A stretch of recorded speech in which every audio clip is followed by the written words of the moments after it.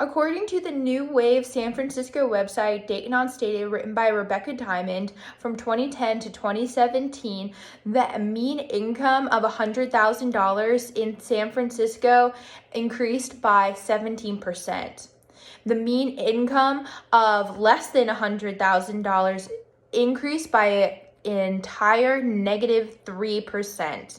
This is wild, and this leads us to our bigger topic that I'm going to be talking about today, and that is gentrification in the Bay Area. The Bay Area encompasses San Francisco, Berkeley, Oakley, Santa Cruz, Alameda, and Sonoma. This area of Northern California, it has been impacted by gentrification in enormous ways. Ways that some may think are positive and others don't think that they're positive. So let's look into that. Gentrification has swept across the nation, becoming an increasingly prevalent issue in urban areas. The implication of gentrification can be seen in increased rent, commercial development, and change in mean socioeconomic income in a gentrified area. The increase of living costs and the industrial development have had major impacts on these areas.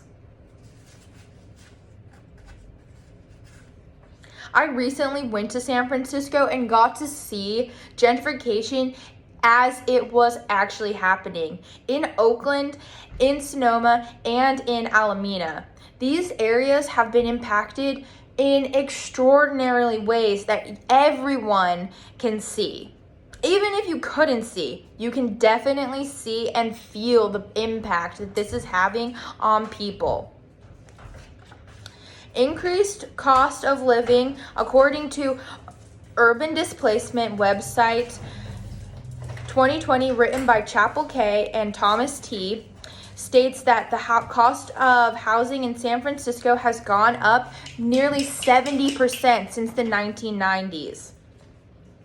This influx of middle-class residents leads to higher costs for goods and services in the Bay Area.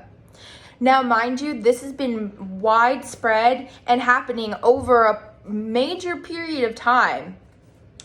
Its effects on society and the people that live in these areas. Gentrification leads to a demographic of people with a lower mean income not able to seek help in healthcare or seek help for other goods and services that a community that is more equipped to handle people of lower income is able better to provide. Industrial development has made a major impact on these communities and these cities. Renovating and rebuilding homes and businesses, economic development has always been a positive. However, when you are taking down historical buildings, homes, shopping plazas, it is possible that you can think that it would not be so beneficial. Change in the character of a neighborhood can lead to years and years of having to rework an area to bring it back to life after an industrial development has gone through and torn it to pieces.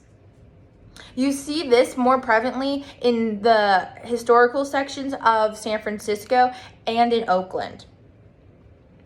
According to governing website February 1st, 2015, written by Michael Kagan, these areas have gone through major economic change. And because of this economic change, so has the development in these areas. From large-scale industrial-sized shopping plazas to mainstream restaurants and convenient places to pick up a few different items. It has made an impact. And some people, especially people living in these areas, would consider that to be a negative. The implications of gentrification can be seen in increased rent, commercial development, change in mean socioeconomic income in a gentrified area. An increase of cost of living makes it extremely hard for the people that were originally living in these areas that had at one point a lower socioeconomic income makes it extremely hard for them to seek out good services that they would have had a better chance at getting and easier access to if they were in an area that was not being gentrified. No, gentrification does lead to some positive change in a community. However, without consideration of the people, of the current residents, gentrification can also be a negative experience.